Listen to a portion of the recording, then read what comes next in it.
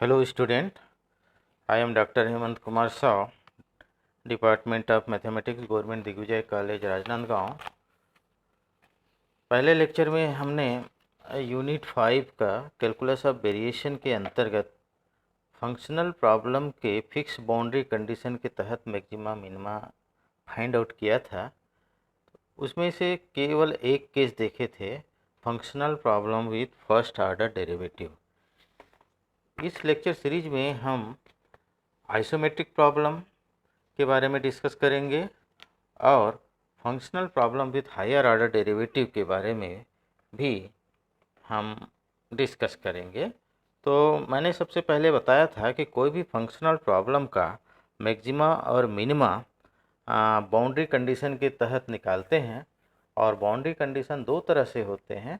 एक fix boundary condition होता है और दूसरा होता है मूविंग बाउंड्री कंडीशन। तो आज के लेक्चर में पहले लेक्चर में हमने फिक्स बाउंड्री कंडीशन का एक केस लिया था, जिसमें फर्स्ट ऑर्डर डेरिवेटिव को फंक्शनल जो है फर्स्ट ऑर्डर डेरिवेटिव को इन्वॉल्व करता है। आज के इस लेक्चर में हम दो चीज़ें पे डिस्कस करेंगे, एक आइसोमेट्रिक प्रॉब्लम पर डिस्कस करेंगे और दूसरा फंक्शनल प्रॉब्लम जो सेकेंड, ऐसे फंक्शनल प्रॉब्लम का मैक्सिमा मिनिमा निकालेंगे जो सेकेंड ऑर्डर डेरिवेटिव या हायर ऑर्डर डेरिवेटिव को इन्वॉल्व करता है। तो let us start first isometric problem. तो आइसोमेट्रिक प्रॉब्लम क्या है कि एक फंक्शनल का मैक्सिमा मिनिमा किसी दूसरे फंक्शनल के रिस्पेक्ट में जब हम निकालते हैं तो इस टाइप की प्रॉब्लम को हम बोलते हैं isometric problem. The determination of the shape of a close curve of given perimeter including maximum area is example of isometric problem. In such problem, it is necessary to make a given integral or functional I is equal to integral a to b f of x by y dash dx is maximize or minimize while keeping another integral। दूसरा functional हम क्या ले रहे हैं, j a to b integral a to b g x y y dash D x. ये second integral जो है या सेकेंड फंक्शनल जो है वो कांस्टेंट है, ठीक है। तो फर्स्ट फंक्शनल i का maxima minima with respect to j, मतलब सेकेंड फंक्शनल के रिस्पेक्ट में हम क्या निकालते हैं, जो मैक्सिमा i का मैक्सिमा मिनिमा निकालेंगे। इस टाइप के जो प्रॉब्लम को क्या बोलते हैं, आइसोमेट्रिक प्रॉब्लम। तो आइसोमेट्रिक प्रॉब्लम का, इस टाइप के आइसोमेट्रिक प्रॉब्लम का maxima minima Lagrange's multiplier method Lagrange's multiplier method से सॉल्व करेंगे। यहाँ पे हमारे पास दो फंक्शन है, एक फंक्शन i है और दूसरा फंक्शनल क्या है, z है। तो फंक्शनल i का हम क्या निकाल रहे हैं, मैक्सिमा या मिनिमा या एक्सट्रीमाइज कर रहे हैं और विथ रिस्पेक्ट टू j। तो हम क्या करेंगे, इक्वेशन 2 को लेमडा से मल्टीप्लाई करके इक्वेशन 1 में ऐड करेंगे तो हमको मिल जाएगा integration a to B F plus lambda G F plus lambda G into X Y Y dash D X, ठीक है। अब एफ प्लस लेमडा जी को हमने h मान लिया तो h इक्वल टू यहाँ पे क्या हो जाएगा, integration a to B H X Y Y dash D X equal to D X where H equal to F plus lambda G, ठीक है। तो हमने आपको पहले बताया था कि फंक्शनल का मैक्सिमा मिनिमा अगर एग्जिस्ट है तो वो यूलर कंडीशन को सेटिस्फाई करता है।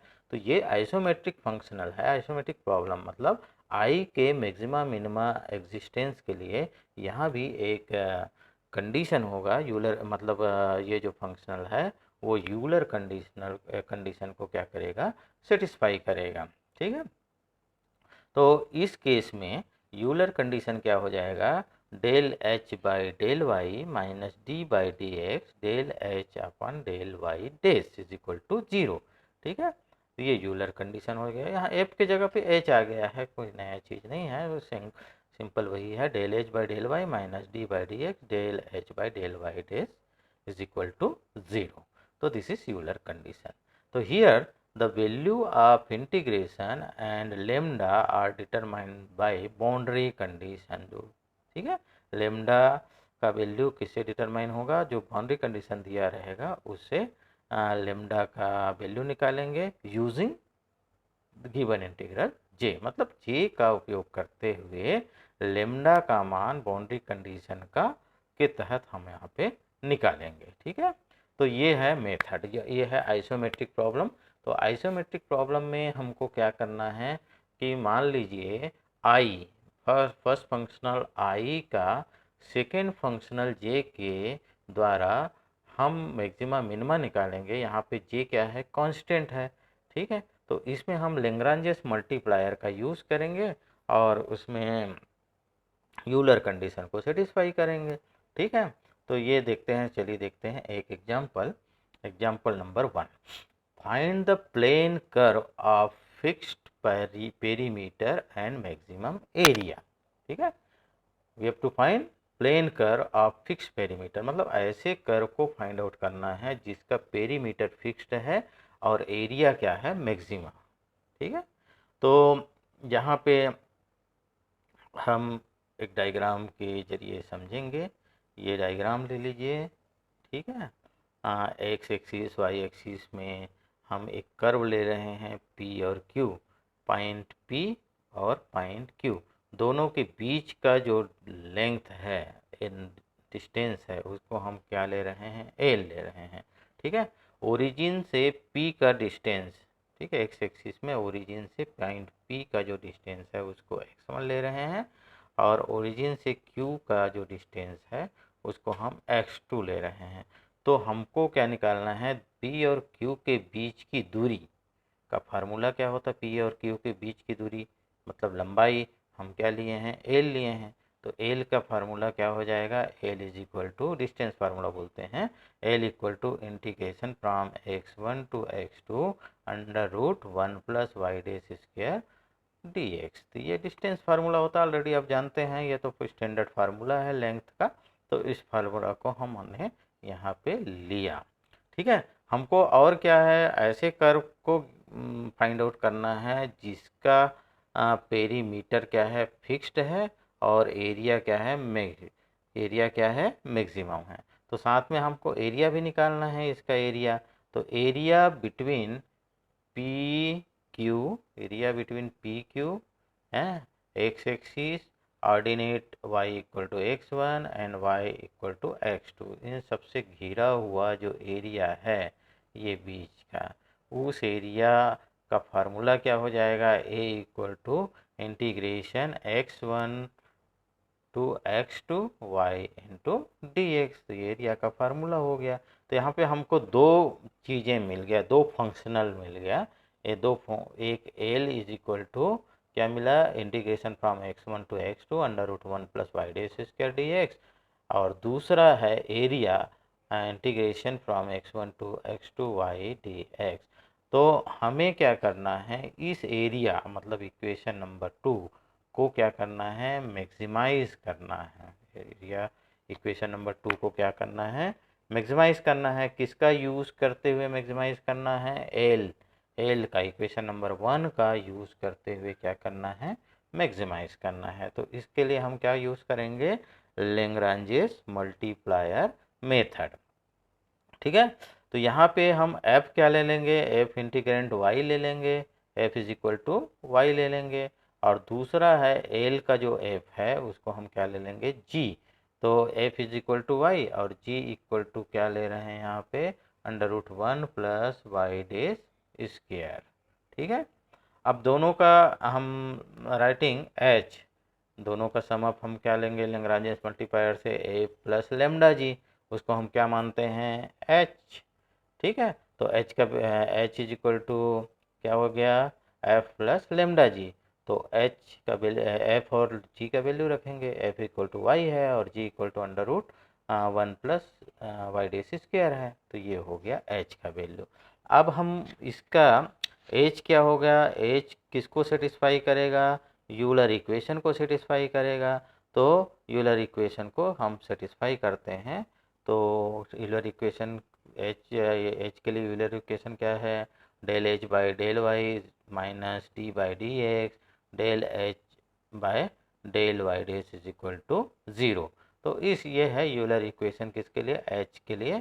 तो ये वैल्यू हम रखेंगे, तो यहाँ पे हम del H by del Y रखेंगे, ठीक है। तो del H by del Y, H का वाई के रिस्पेक्ट में हम डिफ्रेंसिएशन करेंगे तो आपको क्या मिलेगा, 1 मिल जाएगा। एच को वाई के रिस्पेक्ट में हम डिफ्रेंसिएशन करेंगे तो आपको 1 मिल जाएगा, और एच को वाई डैश के रिस्पेक्ट में डिफ्रेंसिएशन करना है तो ये हो जाएगा क्या है, अंडर रूट, मतलब ये 1 plus Y dash whole square है। तो इसका हम फार्मूला लगाएंगे N into N minus one वाला फार्मूला। तो ये आपका हो जाएगा ये lambda Y dash upon under root 1 plus Y dash square, ठीक है। वाई डैश के रिस्पेक्ट में डिफ्रेंसिएशन, पार्शियल डिफ्रेंसिएशन आपने किया, ठीक है। तो ये हो गया 1 minus D by D X lambda Y dash upon under root 1 plus Y dash square is equal to 0। थोड़ा सा सिंप्लीफाई करते हैं, डी बाई डी एक्स को हम कॉमन ले लेते हैं, ठीक है। तो यहाँ पे 1 आना चाहिए, तो 1 आना चाहिए, तो हम यहाँ पे एक्स लिख लेंगे, क्योंकि D x by D x क्या हो जाएगा, 1 हो जाएगा। और ये माइनस ये डी बाई डी एक्स बाहर हो गया, lambda Y dash upon under root 1 plus Y dash square. अब इसको इंटीग्रेट कर देंगे तो D by D X cancel हो जाएगा, एंड एक्स के रिस्पेक्ट में हम इंटीग्रेट कर देंगे तो D by D x integration के साथ कैंसिल हो जाएगा। तो आपके पास क्या वैल्यू मिलेगा, X minus lambda Y dash upon under root 1 plus Y dash. यहाँ पे थोड़ा सा बच्चे थोड़ा गड़बड़ हो गया है, माइनस नहीं होगा प्लस होगा, थोड़ा सा ध्यान रखिएगा, ये माइनस हो गया, ठीक है। That should be 1 plus Y dash square, ठीक है। तो वाई डैश के लिए इसको सॉल्व करेंगे तो x माइनस ए, और ये वाई डैश के लिए हम सॉल्व करेंगे तो ये आपको मिल जाएगा x minus A upon under root lambda square plus X minus A का होल स्क्वायर, ओके, ठीक है। तो वाई डैश को हम क्या लिख सकते हैं, D Y by D X, okay. Y dash को हमने क्या लिखा, D Y by D X, ठीक। तो D Y by D X equal to क्या हो गया, X minus A under root lambda square plus X minus A whole square. तो D Y by D X है, फिर एक बार इंटीग्रेशन करेंगे तो D by D X cancel हो जाएगा लेफ्ट साइड, तो वाई लेफ्ट साइड क्या मिल जाएगा, वाई, और राइट साइड का इंटीग्रेशन क्या हो जाएगा, under root lambda square minus X minus A whole square, ठीक है, प्लस बी, बी क्या है यहाँ पे इंटीग्रल कांस्टेंट है। तो इसको सिंप्लीफाई करेंगे, बी को लेफ्ट साइड ले जाएंगे तो वाई माइनस बी हो जाएगा, और ये क्या हो जाएगा, lambda square minus X minus A का होल स्क्वायर हो गया, ओके। दोनों तरफ से स्क्वायर कर देंगे तो क्या हो जाएगा, Y minus B whole square, और इधर रूट कैंसिल हो जाएगा, ठीक है। तो ये हो जाएगा lambda square minus X minus A whole square.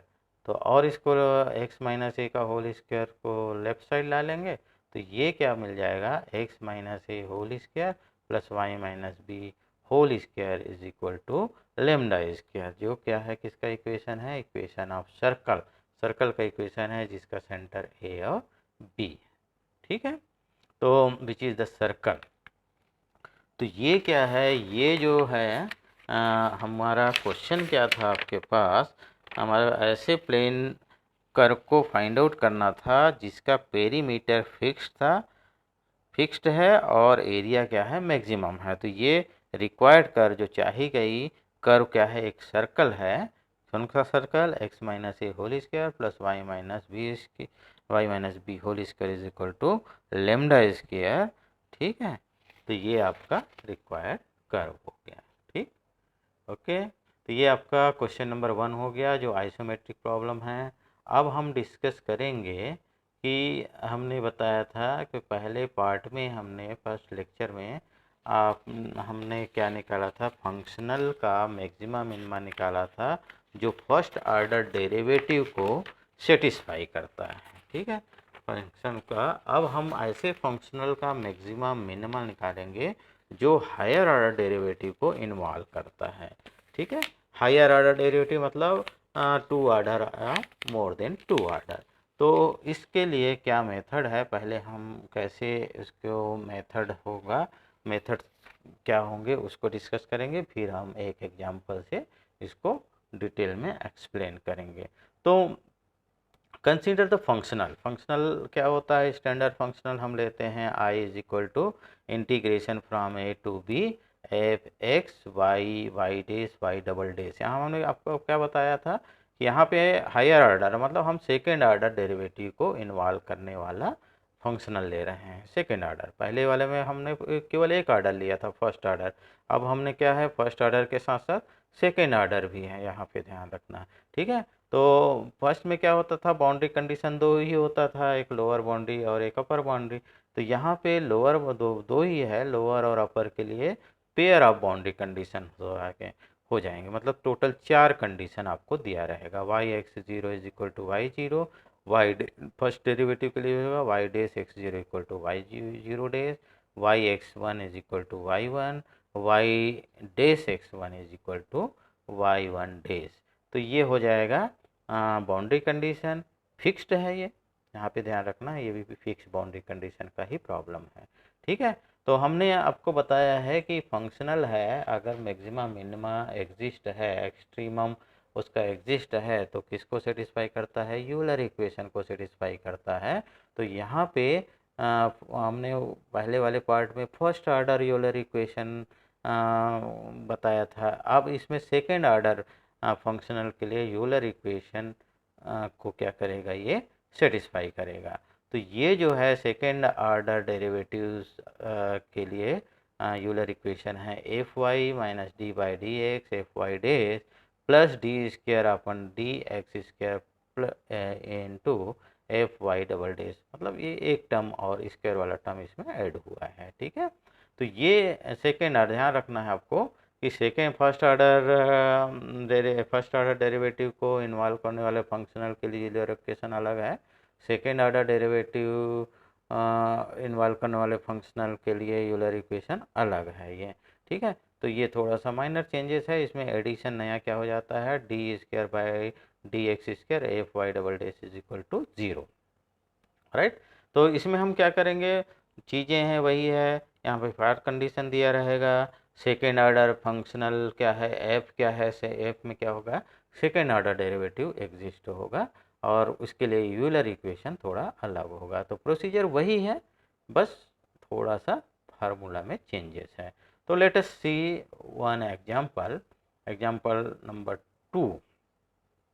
Question क्या है कि so that the curve which extremise का मतलब क्या है, मिनिमाइज और मैक्सिमाइज द फंक्शनल आई क्या है, integration from 0 to pi by 4 Y double dash square minus Y square plus X square into T x.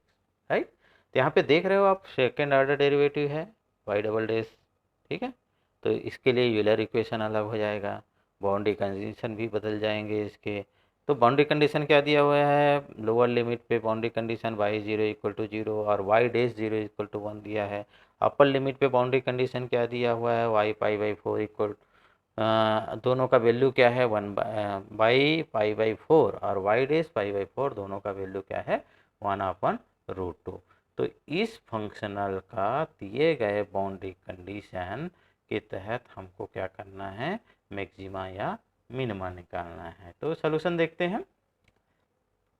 Given functional I equal to क्या है, integration from 0 to pi by 4 Y double dash square minus Y square plus X square D x.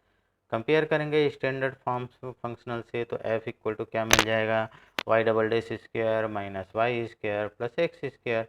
अब ये क्या करेगा, अगर इसके maxima और minima exist है, मतलब क्या करेगा, यूलर इक्वेशन को सेटिस्फाई करता है। तो यूलर इक्वेशन का वैल्यू निकालते हैं, तो del F by del Y, मतलब एफ का पार्शली डिफ्रेंशिएशन करते हैं विद रिस्पेक्ट टू वाई, तो ये हो जाएगा वाई डबल डेस तो 0 हो जाएगा, माइनस वाई स्क्वायर मतलब इसका डिफ्रेंशिएशन करेंगे तो क्या हो जाएगा 2y, एक्स स्क्वायर का डिफ्रेंशिएशन क्या हो जाएगा 0, क्योंकि पार्शली कर रहे हैं। इसी तरह से एफ वाई डबल डेस के रिस्पेक्ट में करेंगे, वाई डबल डेस के रिस्पेक्ट में करेंगे पार्शियल डिफ्रेंशिएशन, तो ये क्या हो जाएगा 2y डबल डेस। ठीक है, और वाई स्क्वायर और एक्स स्क्वायर का 0 हो जाएगा, क्योंकि हम क्या कर रहे हैं, पार्शियल कर रहे हैं। इसी तरह से डेल एफ अपन डेल वाई डेस, जीरो होगा, क्योंकि वाई डैश इसमें है ही नहीं है, तो इसके रिस्पेक्ट में वैल्यू क्या हो जाए, डिफ्रेंशिएशन क्या हो जाएगा, जीरो। ये सारे वैल्यू को किस में रखेंगे, यूलर इक्वेशन। ठीक है, यूलर इक्वेशन क्या लिख सकते हैं, del f upon del Y minus D by D x del f upon del Y dash plus D square upon d x square del f upon del y double dash is equal to zero. इसको याद रखना है आपको। ये second order derivative वाले functional equation के, functional के लिए क्या है, यूलर इक्वेशन है। इसको यूलर इक्वेशन में वैल्यू रखिए, del F by del Y का वैल्यू क्या है, -2y है। ठीक है, और del f upon del Y dash का वैल्यू जीरो है, और इसी तरह से del f upon del y double dash का वैल्यू क्या है, 2y डबल डैश है। ये वैल्यू हमने रख दिया। इसको थोड़ा सिंप्लीफाई करिए तो ये क्या हो जाएगा, -2y plus D square upon d x square 2y double dash equal to zero, right. और 2 कैंसिल हो जाएगा, और माइनस से मल्टीप्लाई करके इसको ऐसे लिख सकते हैं, y minus d square upon D x square y double dash equal to zero. ठीक, अब इसको देखिए, d square upon D x square y double dash है, तो एक बार हम डिफ्रेंशिएशन कर देंगे तो ये क्या हो जाएगा, डी बाई डी एक्स को हम क्या लिख देंगे, वाई डबल ट्रिपल डैश। ठीक है, एक बार और करेंगे तो इसको हम नोटेशन है just D by D x मतलब एक डैश लगा देते हैं। ठीक, तो दो यहाँ पे क्या है, डी स्क्वायर है मतलब दो डैश और लग जाएगा, मतलब फोर्थ ऑर्डर डेरिवेटिव हो जाएगा। कितने टाइम डिफ्रेंशिएशन हो जाएगा, 4 टाइम डिफ्रेंशिएशन हो जाएगा। तो ये y minus y four is equal to zero, या इसको माइनस से मल्टीप्लाई कर दो तो ये क्या हो जाएगा, y4 minus y is equal to zero. तो हमने क्या बताया है आपको, d y dash equal to क्या लिख सकते हैं, D Y by D x, और उसको ऑपरेटर के फॉर्म में लिख सकते हैं डी वाई, क्या लिख सकते हैं, डी वाई। तो इसी तरह से y4 को क्या लिख सकते हैं, d to the power 4 y minus y is equal to zero, ऐसा लिख सकते हैं। तो ये हो जाएगा d4 minus 1 y is equal to zero. ये डिफरेंशियल इक्वेशन है। ठीक है, फर्स्ट ईयर में पढ़े हैं आप डिफरेंशियल इक्वेशन। तो इसका ऑक्सिलरी इक्वेशन क्या हो जाएगा, d square minus 1 is equal to zero. तो इसका रूट निकालेंगे, ये क्या लिख सकते हैं, d square minus 1 d power 4 minus 1 power 4 is equal to zero. तो ये क्या लिख सकते हैं, इसको d square square minus 1 square. तो ये हो जाएगा, इसका रूट निकालेंगे तो डी स्क्वायर माइनस 1 और डी स्क्वायर प्लस 1। तो डी स्क्वायर माइनस 1 का क्या हो जाएगा, प्लस माइनस 1, और डी स्क्वायर प्लस 1 का क्या हो जाएगा, प्लस माइनस आई। तो इसके कितने रूट हो गए हैं, 4 रूट, +1 -1 प्लस आई और माइनस आई। ठीक, तो इसका सोल्यूशन क्या हो जाएगा, आप सहायक समीकरण का सोल्यूशन आप निकालते हैं ना, तो इसका सोल्यूशन हो जाएगा, जानते हैं डिस्टिंक्ट रूट है, प्लस माइनस 1 रियल रूट है, प्लस माइनस आई क्या है, इमेजिनरी रूट है। तो प्लस माइनस 1 के लिए क्या हो जाएगा, c1 e to the power x plus c2 e to the power minus x, ये प्लस माइनस 1 के लिए है। और ये क्या है, इमेजिनरी रूट है। ठीक है, इसका रियल पार्ट 0 है, तो ये क्या हो जाएगा, c3 cos x plus c4 sin x। ठीक है, वो फार्मूला होता है ना, अगर रूट अल्फा प्लस आई बीटा है, ठीक है, तो अल्फा रियल पार्ट होता है, बीटा क्या होता है, इमेजिनरी पार्ट होता है। तो इसका फार्मूला क्या होता है, e to the power alpha x into c3 cos beta x plus c4 sin beta x होता है। तो यहाँ पे अल्फा इक्वल टू 0 रख देंगे तो 1 हो जाएगा। तो यहाँ पे वैल्यू आपको क्या मिल जाएगा, c3 cos x plus c4 sin x, किसके लिए, प्लस माइनस आई के लिए। तो सबको एक साथ लिखेंगे तो ये y एक्स सोल्यूशन क्या हो जाएगा, c1 e to the power x plus c2 e to the power minus x plus c3 cos x plus c4 sin x। इसको क्या लिखेंगे, इक्वेशन नंबर 1। यहाँ पे c1 c2 c3 c4 क्या है, इंटीग्रल कांस्टेंट है, और इन सब का वैल्यू निकालना है। अगर इन सब का वैल्यू हम निकाल देंगे तो हमारा सोल्यूशन कंप्लीट हो गया। अब हमारा एम क्या है कि इन चारों कांस्टेंट का वैल्यू निकालना। तो इसके लिए हम वैल्यू के लिए क्या है कौन सा यूज़ करेंगे, बाउंड्री कंडीशन जो दिया है उसका यूज़ करेंगे। तो इसको बाउंड्री कंडीशन में क्या है, डेरिवेटिव भी आता है, तो इसको एक बार हम डिफ्रेंशिएट कर देंगे।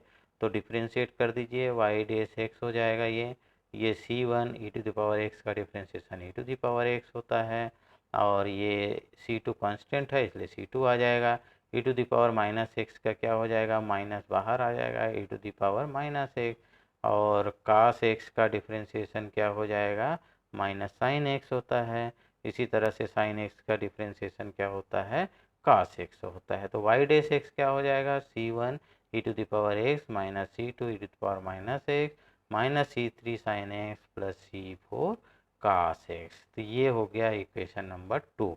अब हम क्या करेंगे, बाउंड्री कंडीशन का यूज़ करेंगे, क्योंकि हमारा एम क्या है, c1 c2 c3 और c4 का वैल्यू फाइंड आउट करना। तो इसके लिए बाउंड्री कंडीशन यूज़ करेंगे। कि बाउंड्री कंडीशन आपको क्या दिया हुआ है,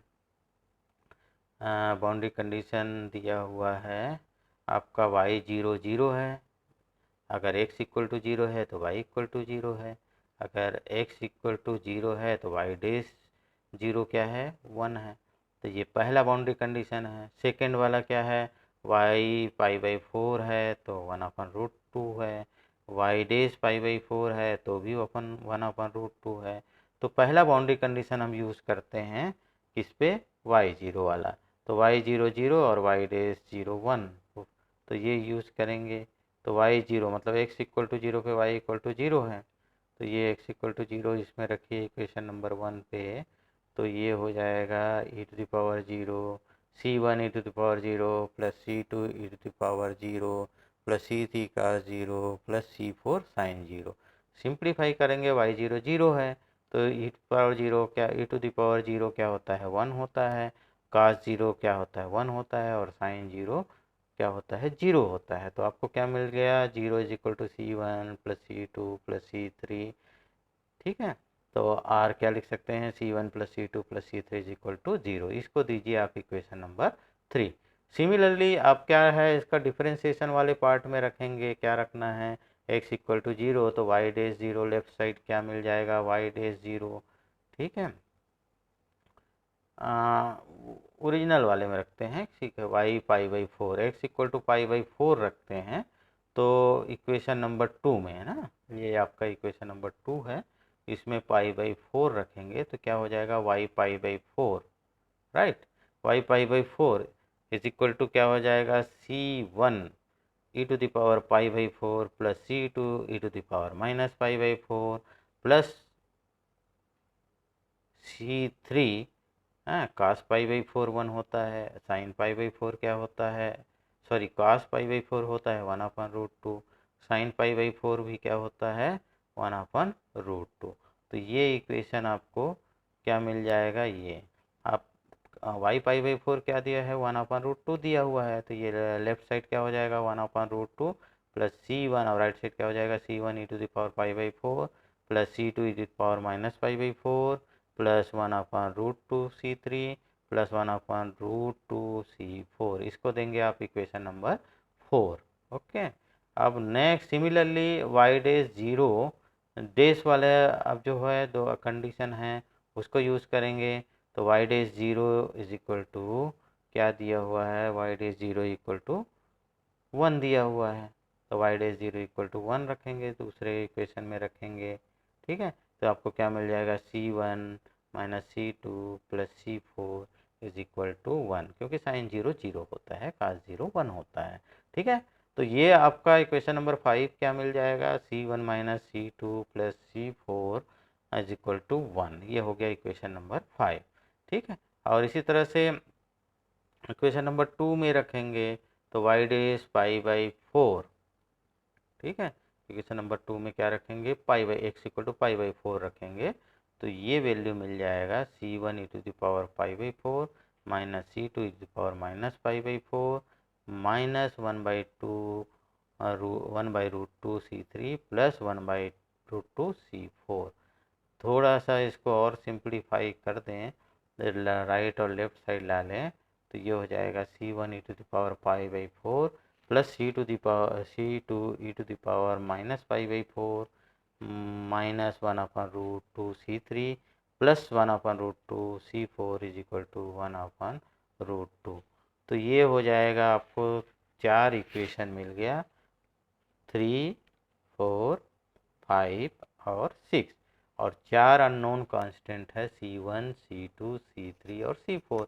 तो जितने अननोन कांस्टेंट है उतने इक्वेशन है, इसलिए हमको इस चारों इक्वेशन को सॉल्व करने के बाद, ठीक है, कोई भी सिंपल मेथड से सॉल्व कर लेंगे, प्लस माइनस करके सॉल्व करने के बाद आपको सारे C का वैल्यू मिल जाएगा। C1 equal to 0, C3 equal to 0, C2 equal to 0, C4 is equal to 1। तो ये वैल्यू मिल गया। इस वैल्यू को इसमें रखेंगे, हम जो शुरू में निकाले थे ना, शुरू में निकाले हैं वैल्यू, उसमें रखेंगे। शुरू में क्या निकाले थे वैल्यू, ये देखिए, ये वैल्यू हम निकाले थे शुरू में, ये वाला इक्वेशन नंबर 1 में। तो यहाँ पे C1 0 है, C2 0 है, C3 भी 0 है, तीनों वैल्यू 0 हो गया, और C4 क्या है, 1 है। तो ये वैल्यू हम रखेंगे तो y एक्स आपको क्या मिल जाएगा, साइन एक्स। तो वो क्या होगा, that is the required curve, मतलब ऐसा कर्व है जिस पे दिए गए फंक्शनल क्या होगा, एस्ट्रमल होगा, है क्या, required curve y equal to sine X which extremise the given function. मतलब ये जो कर्व है वो फंक्शनल को क्या करता है, एस्ट्रमाइज करता है, मतलब इस कर्व पे फंक्शनल का मैक्सिमा और मिनिमा एग्जिस्ट है। ओके, तो ये हो गया आपका functional involving second order derivative, right. तो ये हमने आपको बता दिया। क्या ये जो प्रॉब्लम है वो सब फिक्स बाउंड्री कंडीशन वाला प्रॉब्लम, ठीक है। तो ये कंप्लीट होता है, और हमारे नेक्स्ट लेक्चर में बताएंगे कि variational problem with moving boundary condition, ठीक है। अगर बाउंड्री, यहाँ हमने जो प्रॉब्लम बताया उसमें बाउंड्री कंडीशन फिक्स्ड है, कांस्टेंट है, और अब हम प्रॉब्लम बताएंगे अगले लेक्चर में जिसमें क्या होगा, बाउंड्री कंडीशन मूविंग होगा, मतलब वेरिएबल होगा, ठीक है। तो ओके, थैंक यू।